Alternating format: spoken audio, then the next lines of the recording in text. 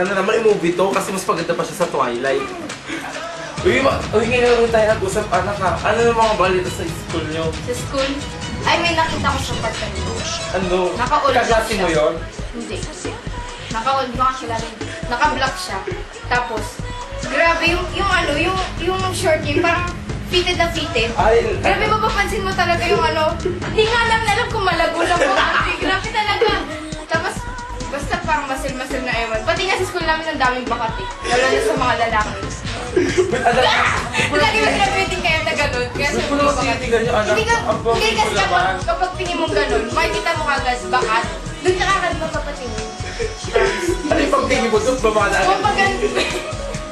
Basta pag tingin kong gano'n, pag gano'n ko, doon na ako, hindi mo na ako doon nakatingin eh. Basta doon ka makikita, kasi nakagad. Parang tingin mo mababatas tataas.